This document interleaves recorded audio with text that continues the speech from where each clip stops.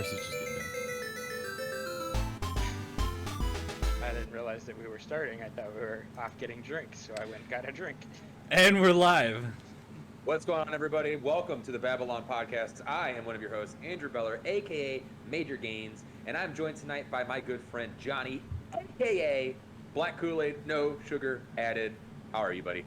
I'm doing pretty damn good. How are you, sir? I am fantastic. I'm sipping on a Party Wolf Indian Pale Ale by Greenbush Brewing Company. Pretty good, pretty good. I'm feeling good. It's Friday night. I'm ready for the weekend. My brother's got a Greenbush shirt on. That's amazing. I wish I had some Greenbush merch, but I don't. It's sad. I need to go up there. I haven't been there in a while. It's a fantastic brewery. If you're ever in the Sawyer, Michigan area, I highly check it out. We are not sponsored by Greenbush Brewing Company, but if they hear this podcast and want to send me free beer, I'll send you my address. Right on. Also joining us tonight is the dude himself, leader of On the Couch podcast, not podcast, On the Couch, over on Twitch.tv/BabbleOnGaming. The dude, how are you? I'm doing well. Don't let Ryan hear you call me the leader, though. See, I'm only calling you the leader because he's not here. Oh. Yeah. See, that's gonna be the rule of thumb here. If you're not on the show, you're getting crap talked about you. You get demoted. Uh-oh. Everyone just froze on my end. Uh-oh. You did too, That's not good actually. because I'm the host. Oh, no, you're back. Oh, I'm back. You're good. Hey, You're everybody. You know who else is here? Back. We got the legendary Crisco. How you doing, bud? I am excellent.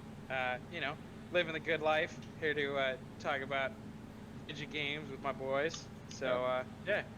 Also not sponsored by Truly this week, but enjoying Ooh. it anyway. That was the sponsor last week. And last but not least, rounding out this Misfits. Oh my gosh, I cannot talk tonight. Last but not least, rounding out our group is my older brother, the man that got me into video games, Jonathan Beller. How are you doing? I am great. I am fantastic. I have a quick show and tell, just right quick. So I'm especially awesome because I got some recent purchases. I wanted to start kind of getting a little bit more active again, and I was like, well, I'm not sure exactly what I want to do. And then I realized, I was like, wait a minute, like, I have a wife. She has old video game stuff still at her folks' place. So she went looking around, and she found her Whoa. dance pad for the PS2. And so with that, we got Dance Dance Revolution, Supernova. So we're going to give that a whirl. And when I went out to go get that, I also saw Beyond Good and Evil on PS2, which I've never played. And it was actually cheaper than what it was on eBay. So naturally, I snatched it up. And I got Crazy Taxi, another one I've never owned. I have played, but super excited to actually have it in my possession. And then a little bit of an announcement that I don't know if I've actually told anybody yet, but coming down the line in the next couple months, I'm going to do a little video project around Game Boy games and Game Boy Advance games. Because I have a little piece of equipment that I purchased that's not here yet, but it's coming. So I went ahead and I nabbed Gunstar Superheroes for the GBA. Nice. And I've also got a couple of old Game Boy games that we're going to boot up and test out as well. So, yeah, as you can see, I'm like pretty ecstatic and pretty happy because video games, more video games. Backlog is a serious problem. It's a serious problem, but it's a good problem to have, I feel, because then whenever there's like a drought in the video game industry, sometimes in the summer months, there's not really a lot of big titles coming out. I feel that's a great time to really catch up on some stuff. Absolutely. And how are you? I'm fantastic. Thanks for asking. But real quick, dude, you kind of looked confused by that statement. I'm just generally confused by a lot of things. Don't take it personally. I'm just Okay. yeah. I'm over here I'm watching He the wasn't the screensaver. one talking, so it didn't matter to him. Yeah, that screensaver is absolutely amazing. It's really good. That's awesome. Who made that? I got it online. Oh, beautiful. I should have just said I made it. Yeah. We'd have believed you. Right. So, with that being said, like I said, this is the Babylon podcast, where each and every week at Friday, oh my gosh, on Friday nights at 8 p.m. over on Twitch.tv/BabbleOnGames, you can catch us talking all the latest news of video games, thoughts, reviews, and opinions. Tonight, we're talking about all kinds of stuff, but before we get into that, I got a little bit of housekeeping for you. Over on our YouTube channel right now, Johnny has a new video review up right now of the Forever Purge. Really great video. It's doing really well right now. A lot of people seem to be into it. It's awesome. We're ecstatic. We're excited to keep putting out new video reviews every Wednesday. Johnny's leading the helm on that one, so awesome. Good job, Johnny. Video turned out really great. Really looking forward to the next one. Already started editing it. It's gonna be really a lot of fun. Or if you don't want to watch us over on YouTube, you can check us out every Sunday and Monday nights. Sunday at 8 p.m. Central Time on the couch, where Dude and Rye Guy play all sorts of different types of video games, ranging from retro to new. They spin a wheel. They pick a game at the end of each stream. It's a great time. Highly recommend checking that out. But if you don't want to watch them play that, over on Twitch.tv/BabbleOnGames, you can watch us play Super Smash Bros. Every Monday night at 9 p.m. Central Time. Yeah. I don't have a thing for that. It's okay. It's okay. Damn it. We'll have one next week. Don't worry. We'll have one next week. So, Where's Rye Guy? yeah. Where is Rye Guy? He needs to make that right now. Come on, right here, right now, while we're talking. That's what he needs to be doing. I don't 30 know what he's seconds. doing. Let's go. So, real quick, I just want to start this off by asking some questions. Chris.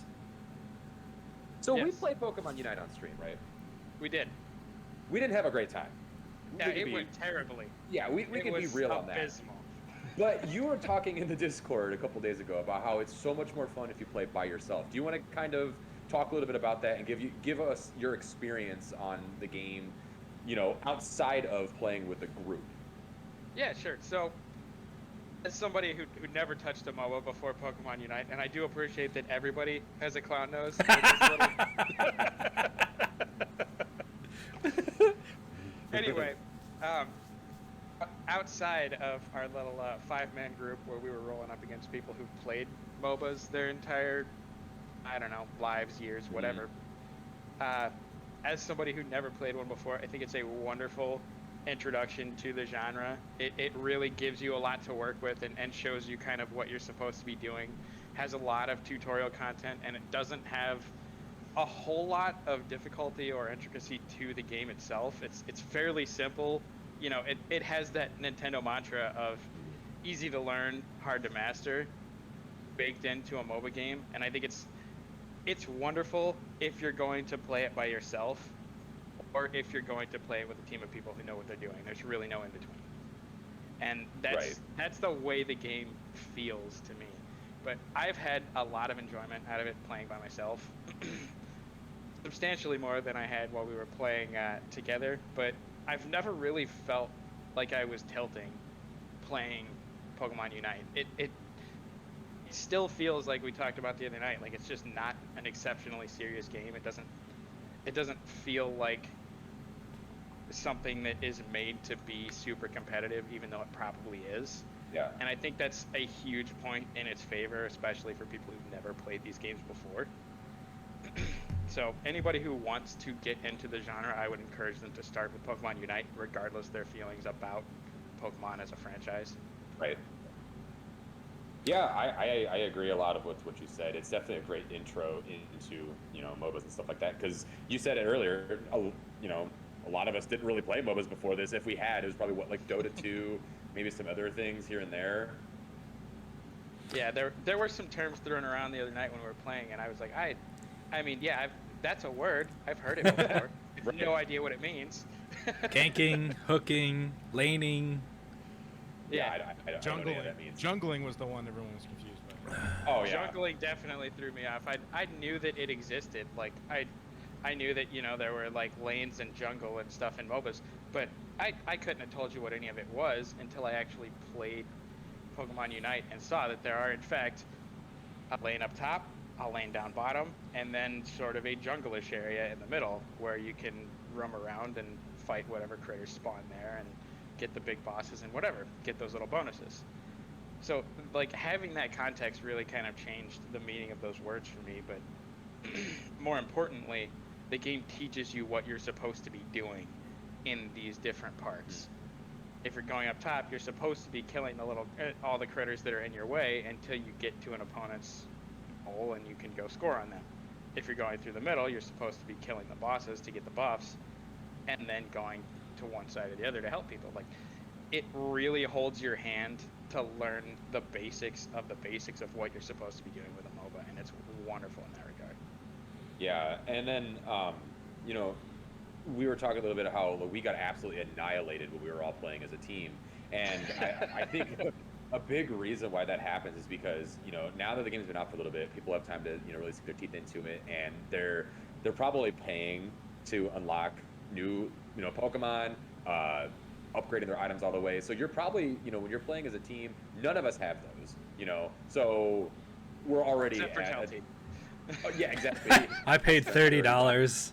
Yeah, so he was the only one that had a little bit of an up on us, and even then, like, we were still getting annihilated. So if you play by yourself, you know, you're gonna get matched up with other players that might possibly have that on your team. So you kind of already have a better advantage than when you're playing with your friends, which sucks. I love the game, but I uninstalled it because I was like, I'm not playing this anymore because it makes me so frustrated that if I want to hop in with you guys, we're gonna lose. You know, especially now at this far into it. I know they put out some patches and they updated a lot of stuff. Like Gengar is no longer nearly as strong. He got nerfed, and I think Venusaur, something happened with him as well. So there's a lot of changes that have been going on in Pokemon Unite. I haven't really looked into it to see if people are happy about it, but that night was enough for me to just go, you know what? I'm done. I'm walking away from this. I can admit that. It's just I was there. for me. I was there when he uninstalled it. That's right. You I were definitely- at my house. That's I right. definitely felt that way when we finished playing the other night, but I was a little bit bored a few days later, and I was like, you know what? This did feel better when I was playing it alone. I want to give this another go and see, you know, how it is as a solo experience a little bit more. And I've gotten a lot of enjoyment out of it playing by myself, just entirely in random rooms, like including in ranked matches. And it feels a lot more fun, and it feels like something that can really help you learn what you're doing if you want to get into MOBAs, if you have no idea where you're starting.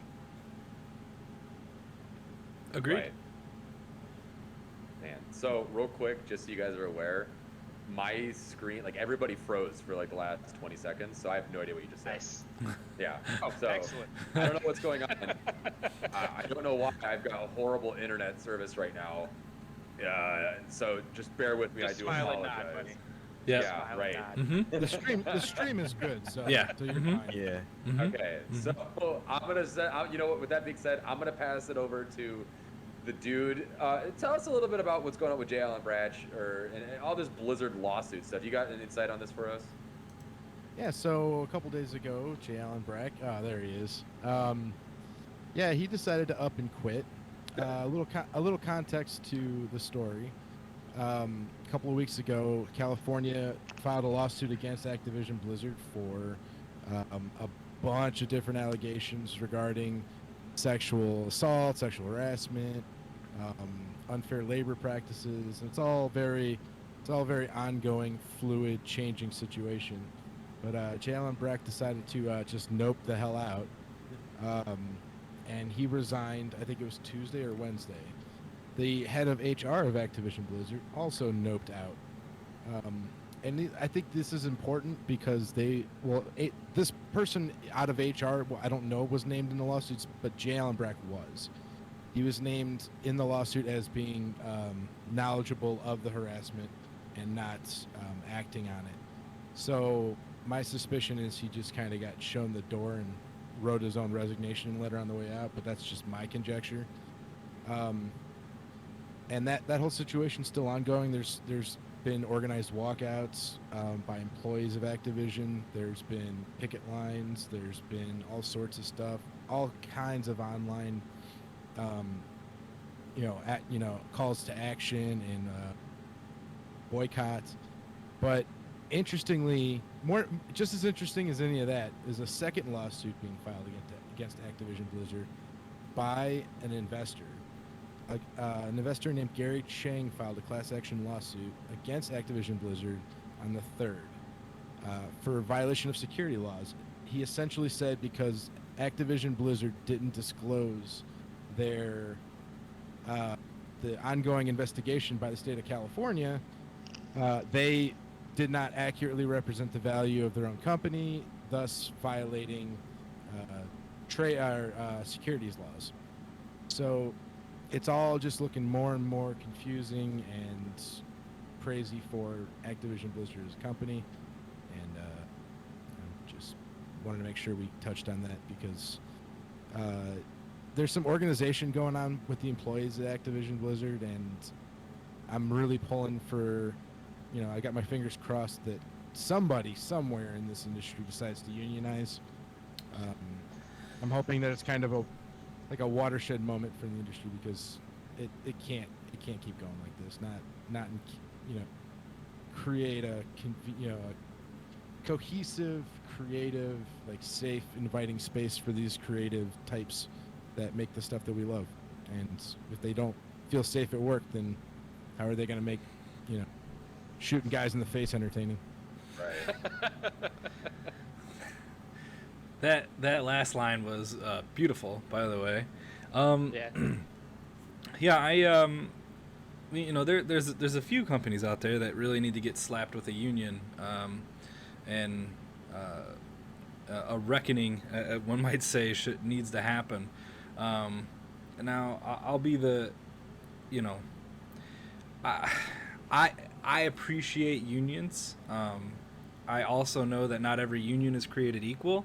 But with that being said, at this point, you got to get something going. So yeah, I really hope, and just to echo what Pat said, I'm really hoping it's a watershed moment, and because if you think about it, the amount of joy, what are we doing right now? We're talking about video games, right? So it covers a lot of enjoyment in my life, and for those people who make that enjoyment for me, I think Pat said it best. You want them to be able to go to work and feel safe. So yeah, 100% agree with Pat. It's an important part of any job,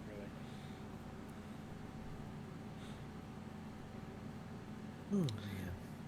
I'm sorry, what was that? My entire team. I didn't hear anything that Chris said right there. Something about important part of the job. Yeah, That was the extent of it. It was a code statement.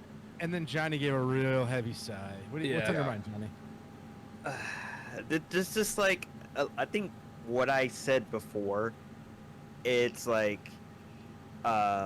it's hard to actually hear about all of this stuff, being that these companies are big in the industry and they are behind some really good games, and to hear about this it's heartbreaking and also disgusting, because just like with other big companies coming out with certain things like this, it's get rid of them. Just basically not really wipe them clean, but get rid and just start anew.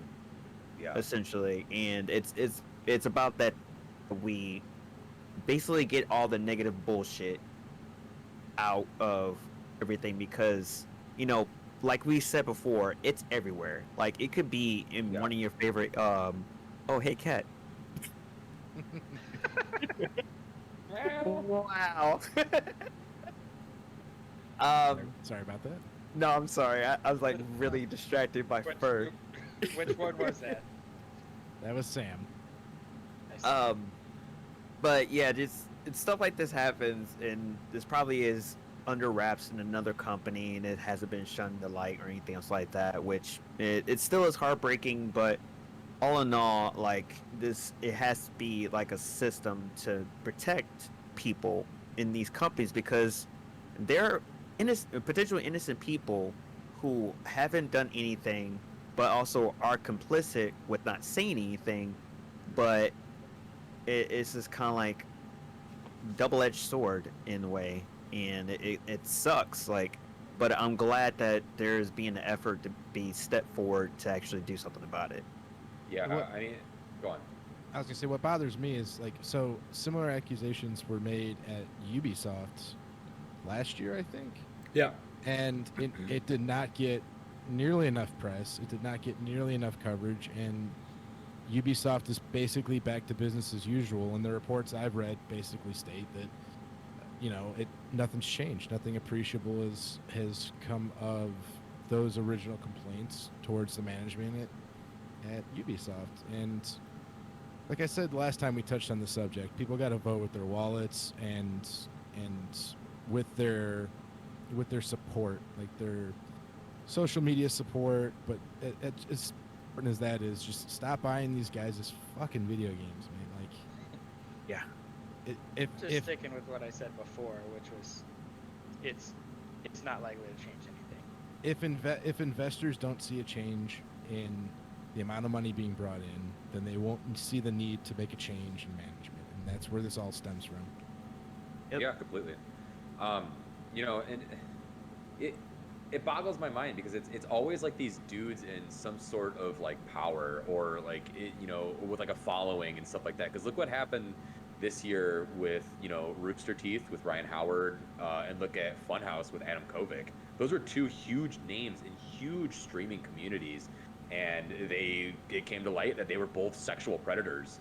And they both had huge followings and stuff like that. And look at all these guys from Blizzard. They had the Cosby Suite, for crying out loud. And it's like these dudes that just think that they can do what they want because I work for Blizzard Entertainment. I work for Activision. So therefore, you should do what I want you to do, sort of thing. And it's a problem. It's a huge problem. And the whole Ubisoft thing, like, I'm hoping that everything that's coming to light right now with Blizzard Entertainment and Activision kind of gets those people over there at Ubisoft kind of shaking in their boots. Like, oh, wait a minute. Like, I hope, maybe we should change some things. Maybe we should kind of, look at the way we're doing our things, our practices and stuff like that, and try to maybe fix it before our stuff comes back to light, and then after this settles, who knows what's going to happen over there at Ubisoft. It's like, just stop. Just stop. Just don't be a bad person. It's not hard to just not do those things. I don't know. It's not hard, but it's amazing. A lot of people still fail to do so. You're absolutely correct. That's kind of what we were talking about last time. Was just it just happens and keeps happening, and until we see a major shift in the climate among the video gaming industry as a whole, I don't see it going anywhere. I mean, I am glad to see though that people are leaving and new people are stepping in and stuff like that, and hopefully this will kind of fix some things and change some things up. But I mean, I guess time will tell. It's still absolutely horrifying that that poor woman, she killed herself because of the sexual relationship she had with her boss, and all these different things. Like, it should never get to that point, and it's absolutely saddening that a company like Blizzard, who is so big and such a relevant name in video games, like, it just sucks. And then Activision, and like Pat, you said it best. Like, don't buy their games. That's easy for me. I don't play World of Warcraft. I don't play Call of Duty, stuff like that. It's gonna hurt. It's gonna hurt for me because I would really enjoy the Diablo 2 remake that's coming. Right? Can't do it. I was really psyched for that, and then all of a sudden, this. Not so much. Yeah. So now I'm gonna live without that. And Valerific, it's you look like you. But I'm just the franchise that's is gonna ruin everything because of the user base is Call of Duty. It's gonna come out and it's gonna sell 80 bajillion copies like it always does. And I think I had finally had enough with the last one. It was nice to kind of get one last run in, but now I've got the ultimate excuse to not dip back in. Right, exactly. So that's what I was gonna say. It is frat bros, the online game. So I'm with you. I don't feel like that's going anywhere, and it's kind of tragic, especially after this. Yep. Yeah. So let's change it up a little bit. Let's go into some better news. Johnny, what do you got for us tonight, man? Let's get some warm-hearted activity going on. All right. Yes, give us some good news, buddy. All right. So when I was looking this up, this is actually part of a 2-article thing. So I'm not sure how to pronounce it. Dotemu. Pat, get in there. How you Pat, get in there. I've heard Dotemu and I've heard like Dotemu. Dotemu. They're European. Just pronounce it however you want. It's fine. Yeah, it reads like .mu, like some sort of emulator, but I'm sure that's wrong. They made Streets of Rage 4 and it's awesome. So It's true. Whatever they're called. Yeah. So essentially, yeah, the people behind Streets of Rage 4 was first when I first saw the article, they were honestly thinking about going towards like nostalgic games, like and they're actually working on the TMNT Turtles in Time, which was the Shredder's Revenge, and I'm excited for that. That game in particular, I can't wait. It looked good when they released it at the trailer. I was freaking stoked. I used to play the original all the damn time, and then them being able to be behind the new Metal Slug Tactics, which is interesting because Metal Slug is one of my favorites. Oh yeah. And seeing a tactical top-down version of it, I'm all in. Like I'll give it a shot. But anyway, ended up finding out from Bellerific himself that they were actually bought from Focus Home Interactive, and they were actually behind what was it? It was crap. I can't remember what the game was.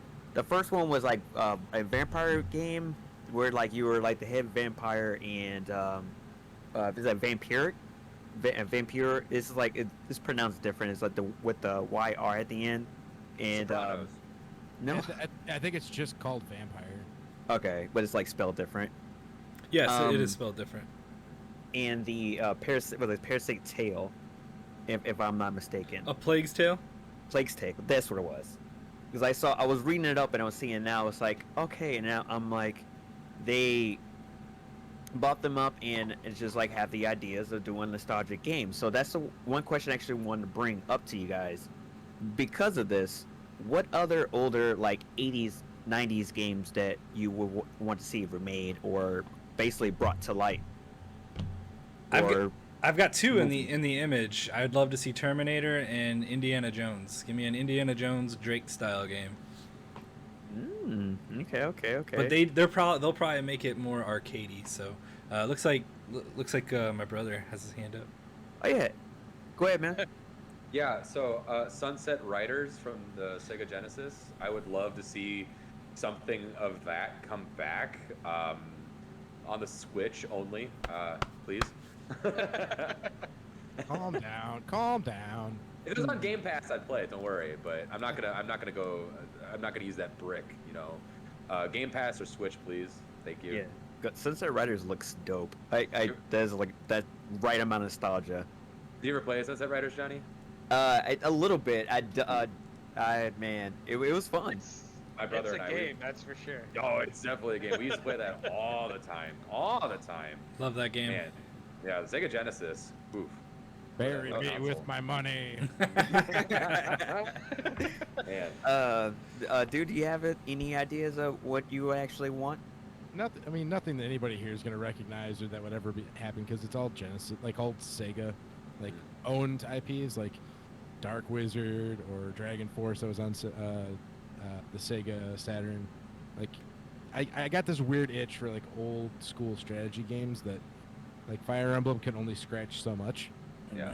So, that's not outside of that. Not really. I mean, maybe a cool like, not a Tiny Toons game, but like that same style with like a different property. Something kind of like lighthearted and like quick and like breezy. I like it. I just really want Knights to be remade so bad. So, Like- mine. Go ahead, Sorry, Chris. Johnny, Go. go ahead. No, I was that's just it. gonna say mine isn't quite so old school or obscure as some of the others that have been listed here, but my kingdom for another game in the Chrono series made in yeah. modern times. First we had Chrono Trigger, one of the greatest games on the SNES, and then we had Chrono Cross, which had mixed receptions but has a special place in my heart. Would love to see a brand new game in like PS5 or Switch or whatever modern console graphics and capabilities and just so much wonderful performance and possibility to do the things that they always wanted to do with the old Chrono Series games made today, and it's never gonna happen. Oh, Would come you- on. Would you want it to be like an updated Final Fantasy style, like 15 and 16, or would you want it to still be, like kind of go more so like Octopath Traveler, where it's modern day, but it's still very reminiscent of old school JRPGs like Chrono Trigger? Well, I suspect I'm really the wrong person to ask that question, because most people are going to tell you, yeah, we want a new Final Fantasy 15, 16, whatever. I want some nice old school mechanics in a wonderful updated game that has just come out, and give me the Final Fantasy 7 remake graphics in original Chrono Trigger, and like we're set. I'm 100% with you. I would absolutely love that, because I definitely lean more towards the the turn-based RPG style. That's why I really like Octopath Traveler and even Bravely Default 2 on the Switch and stuff like that. I'm not a big fan of the action RPG stuff like in Remake 7 and 15 and 16. So I would 100% pay $60 for a Chrono Trigger in 2022 with Final Fantasy 7 remake graphics, but in the style of an original, like a strategic, turn-based JRPG. That'd be so cool. I've played Chrono Trigger, but just not a lot of it. Chris Tales just came out a couple of weeks ago on I- Switch.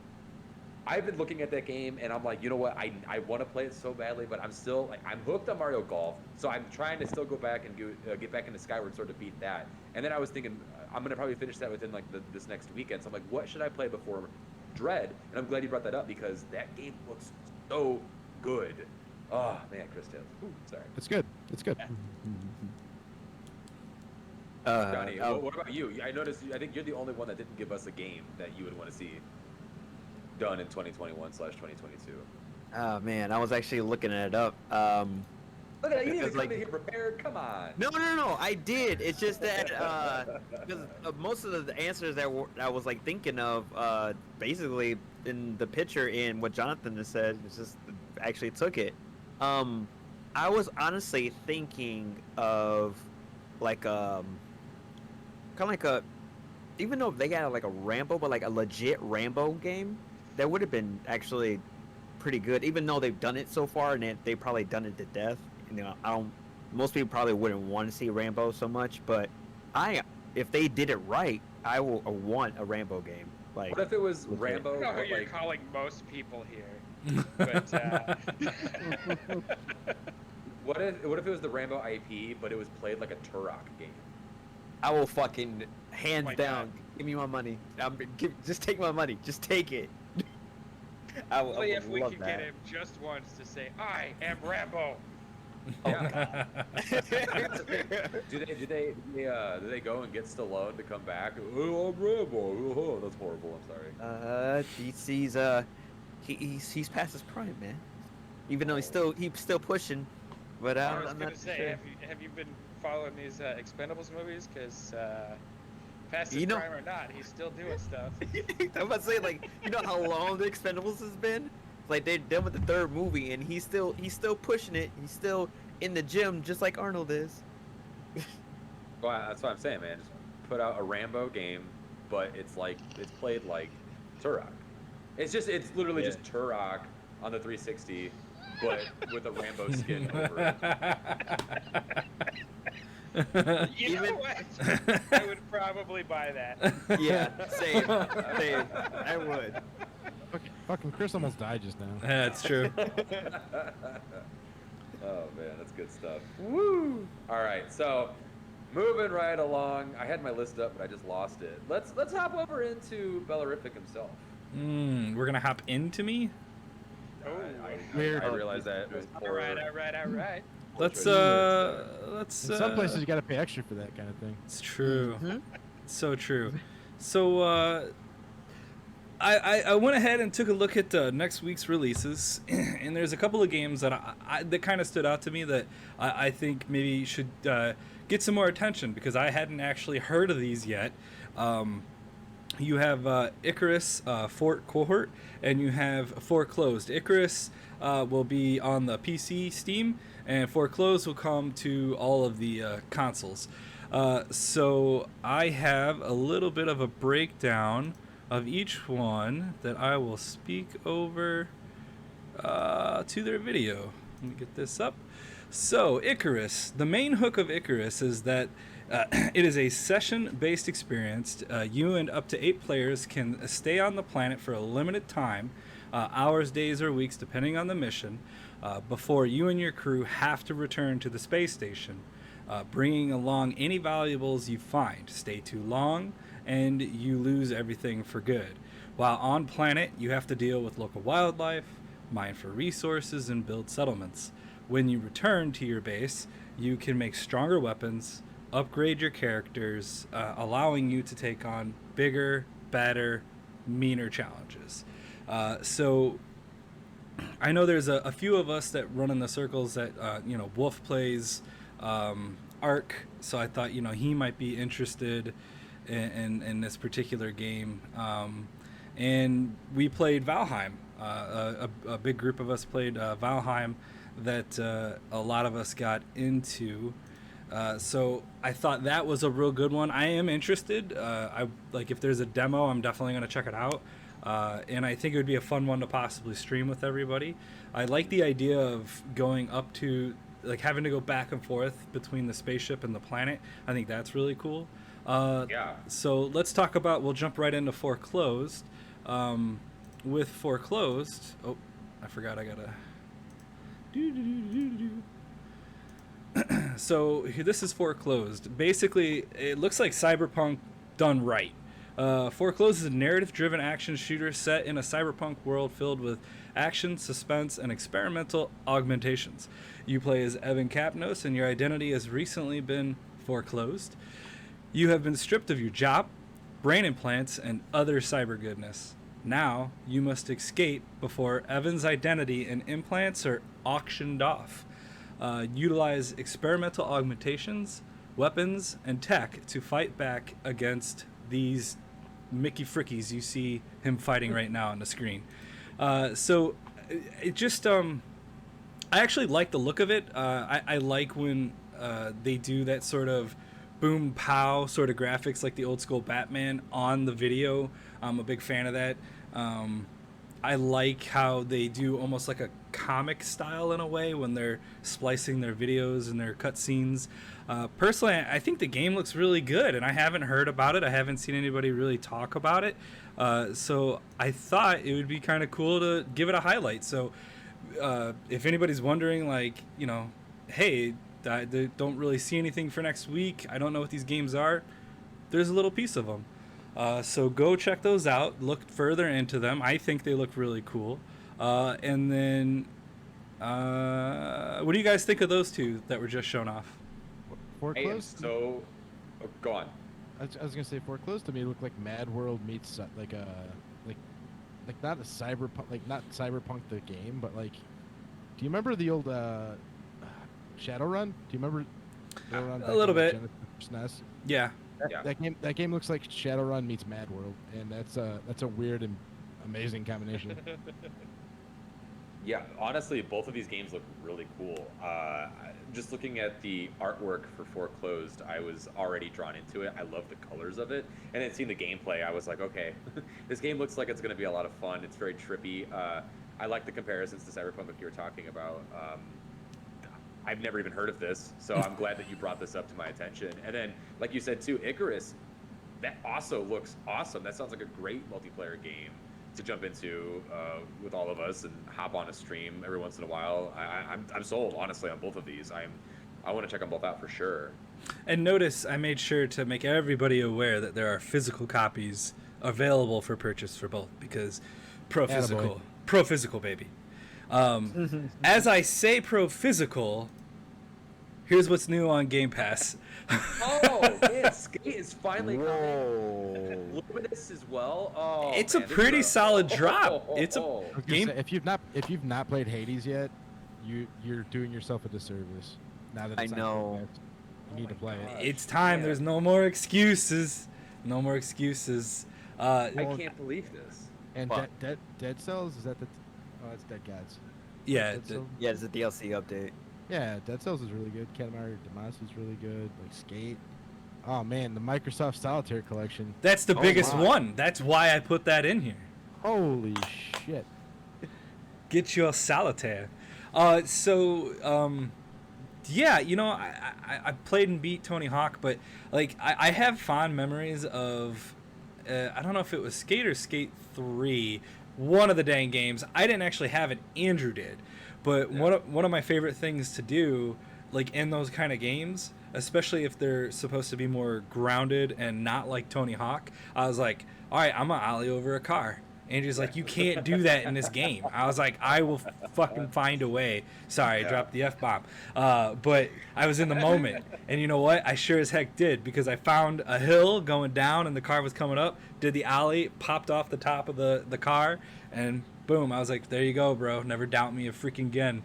Yeah.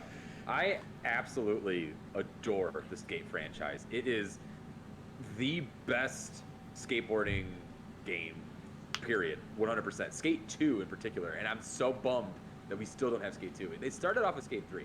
And I've been playing Skate 3 on the cloud, or on Gamepass for quite a while. That's why I got so excited that Skate 1's available, because when that demo came out, it was probably 2007, 2008. I was so addicted to that demo. Yeah. I played that 30-minute thing probably 1,000 times. I was so excited for that game, and the game came out, blew my expectations out of the water.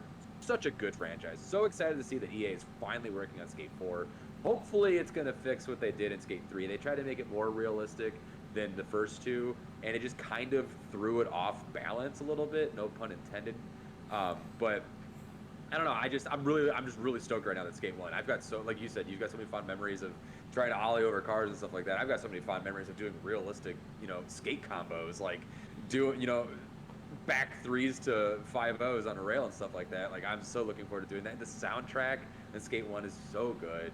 That's where I learned about a lot of bands that I still listen to this day. Like Band of Horses is a really great band that I found from them. I'm literally like, I can't believe Luminous, dude. The PSP, such a good rhythm game. I cannot wait. I think he's getting something. What bumps me out? Oh yeah, he's probably grabbing his copy of Luminous. Yeah. I just bought my PSP and all that off Pat, and I got this. He put this in there for me.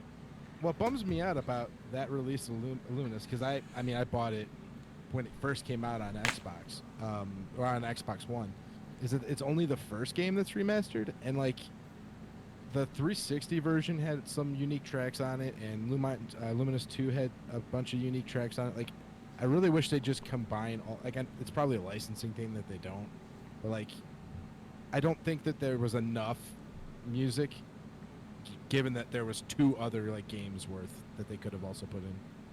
Yeah. But I mean, it's on Game Pass, so it doesn't really cost you anything extra. So, fuck it, go play it. Go play it. No more excuses. Go play it. And if It you is a lot like of it, fun. go buy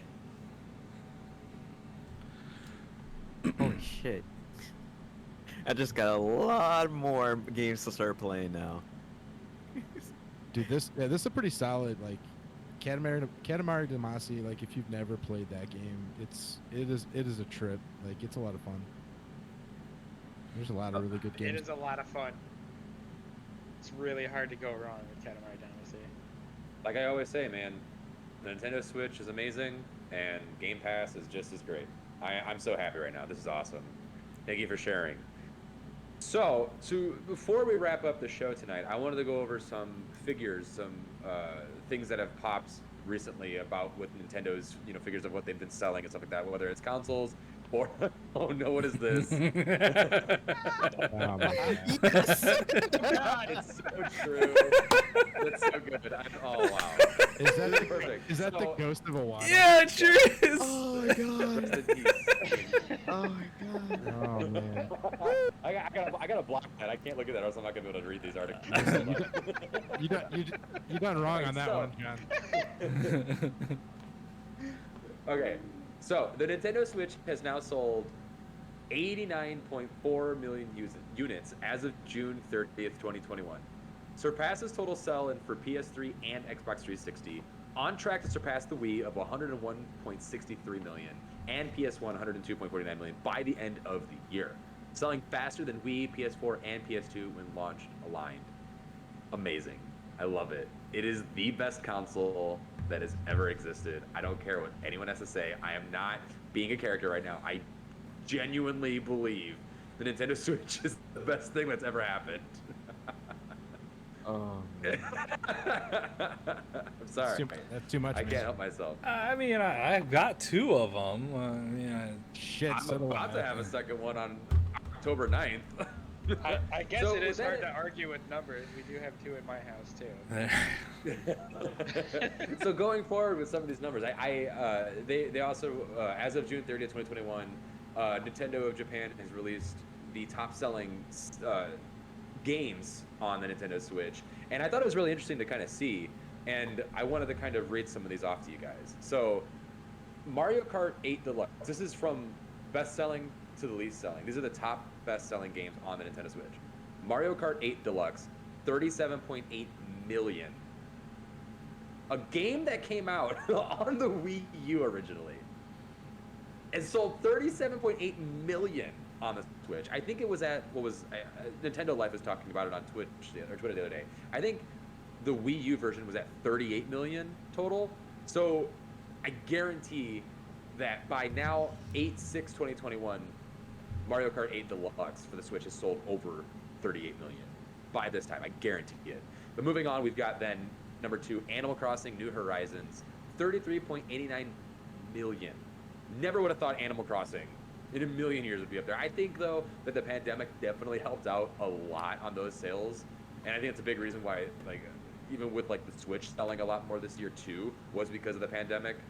Even when you couldn't find it, you know, it was always out of stock for, like, the first half of this year. But moving right along, Super Smash Bros. Ultimate at 24.77 million. Another game that was on the Wii U.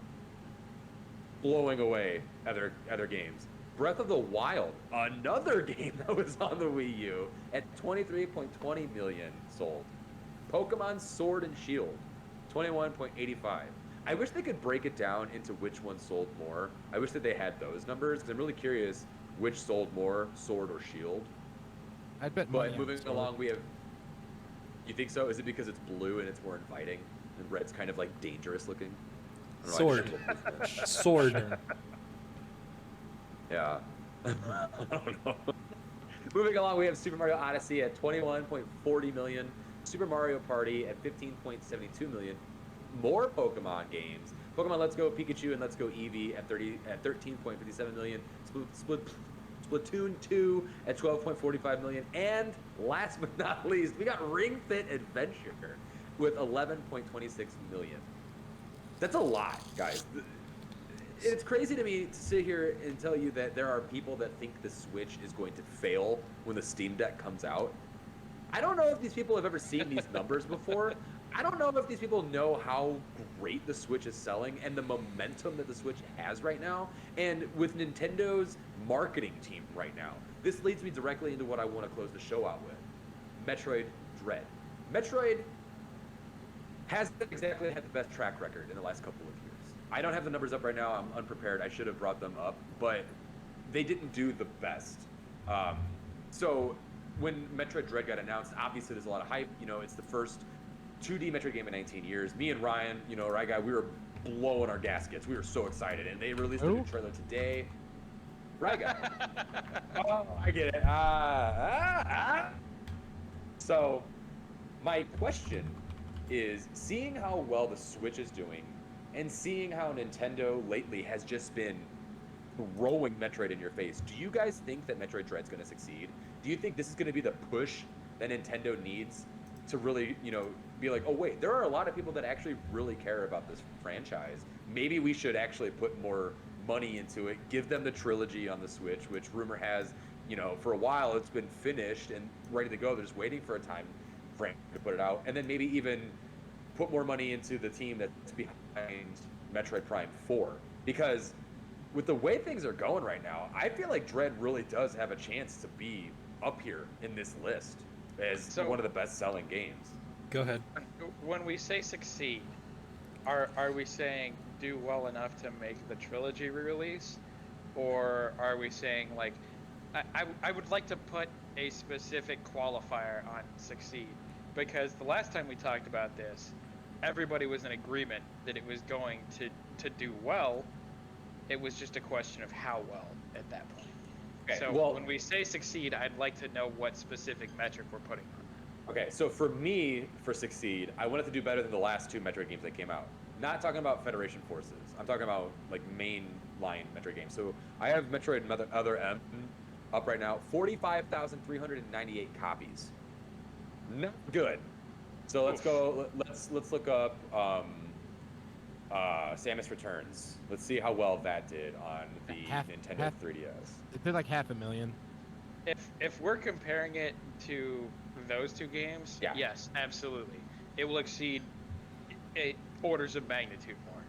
I had a number. We threw numbers out one of these episodes where we were trying to predict what it was. Like, it'll clear 5 million, but I don't see it going double digits. You think it's going to clear I'm pretty 5? sure mine was 6 or 6.5 or something like that, and I stand by that.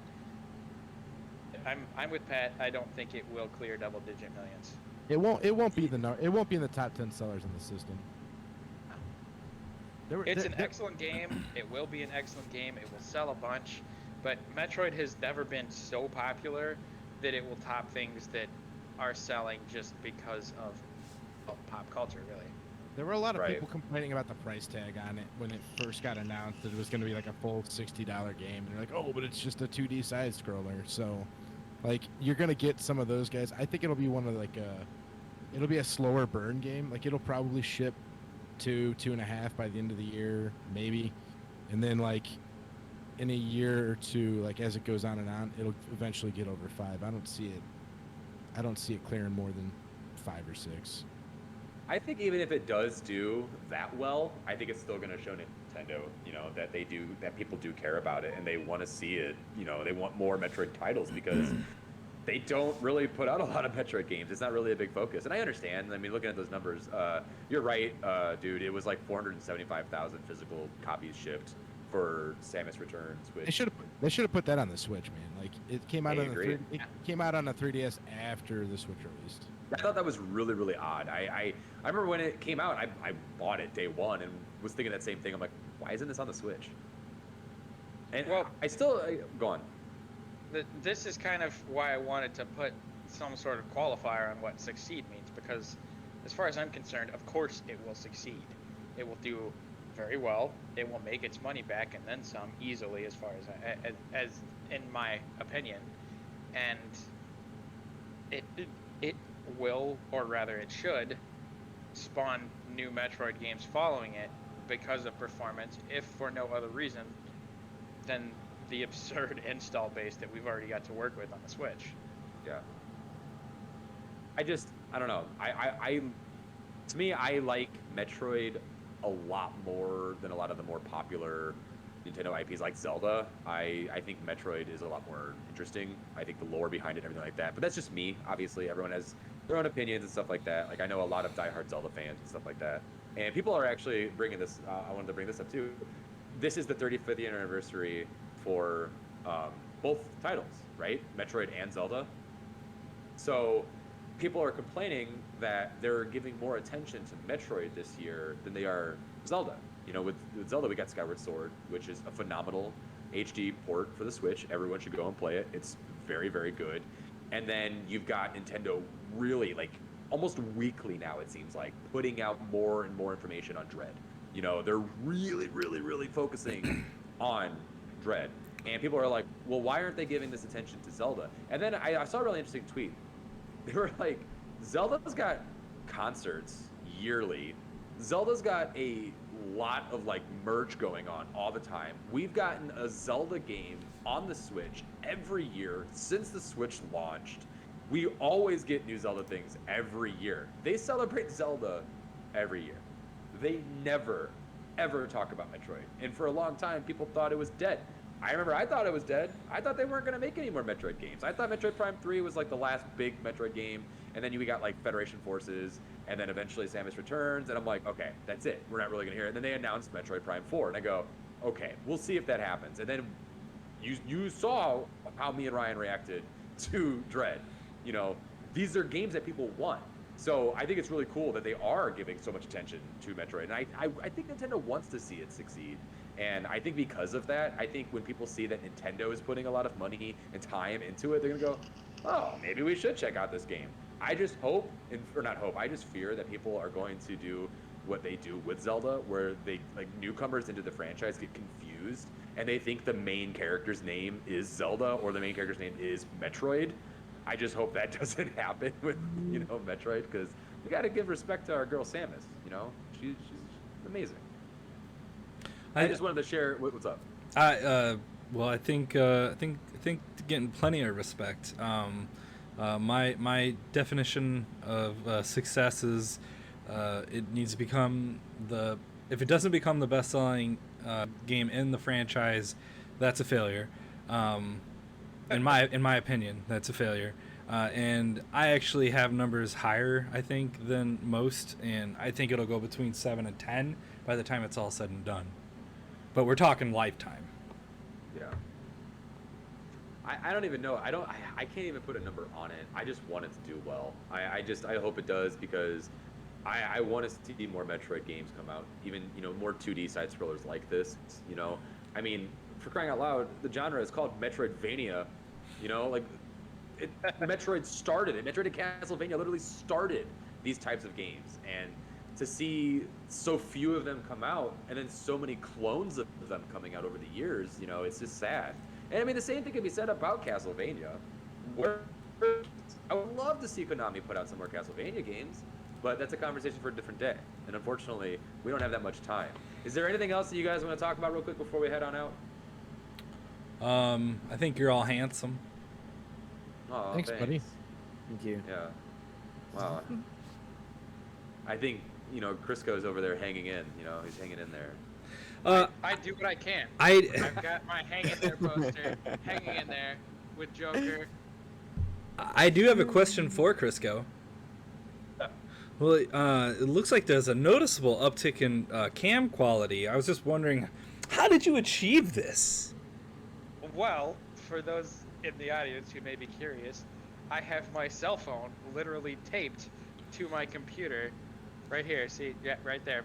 I love it. And yep, it is in fact serving as my webcam right now. So you're welcome. The man does what he's got to do. Tape right here. Stuck to my laptop. That's as we speak. impressive that your phone weighs so little that you can put tape around it to get it to stick to your laptop. Because I feel like if I try to tape my iPhone to my laptop, which is right here next to me, this thing's gonna fall over. That's where you went wrong in the first place. You got an iPhone. Oh, here. Yeah, I'm wrong because I love the Switch. I'm wrong because I got an iPhone. Like, I just can't win with dude, man. Well, I mean, you are quite wrong for buying into anything Apple related, but that's a story for another time. But I literally cannot see a chunk about this big of my laptop screen because my phone is covering it because it's taped to it. That's so great. I love it. You used half a roll of tape to put it on your laptop. Oh no, it was just a couple strips, just like that. I'm just waiting for his phone to fall. You know, I've been waiting for it. I've been waiting for it since I did this, and I'm quite happy it hasn't. Well, that being said, thank you guys so much for joining us tonight. Thank you guys for being on the show with me, talking about all things video games, whether it's news, thoughts, or opinions. Like I said earlier, you can watch the show live over at twitch.tv/BabbleOnGaming every Friday night at 8 p.m. Central Time. If you want to stay up to date on everything Babylon, hit us up over on our Twitter, twitter.com/BabbleOnGaming, where we're pretty frequent over there, or even twitter.com/MajorXGames. That is my video game centered Twitter page where I post a lot of my opinions, thoughts, and reviews in the name of Babylon. If you want to support us, you can find us over on youtube.com/BabbleOnGaming. Hit a subscribe button over there, comment on the videos, like the dang video, share it with your friends, and you can also follow us over here on twitch.tv/big. Almost said the wrong name. Babylon Gaming. Sorry, it's ingrained into my mind. It was 2 years. Okay. If also, by the way, if you have Amazon Prime, you also have one free Twitch Prime subscription that you can give away to any one of your favorite streamers once a month. If we've entertained you in any sort of way and you want to help support the show, please, by all means, hit us up, subscribe for more fun content. With that being said, that's all I got for you guys. Wait, what does Brian always say? You guys do it. It's dangerous to go alone. Take this podcast with you. I thought we were all gonna do it. I'm sorry. I thought we were too, and then nobody did it with me. You asked for it, I delivered, and nobody else did. Bye. Bye.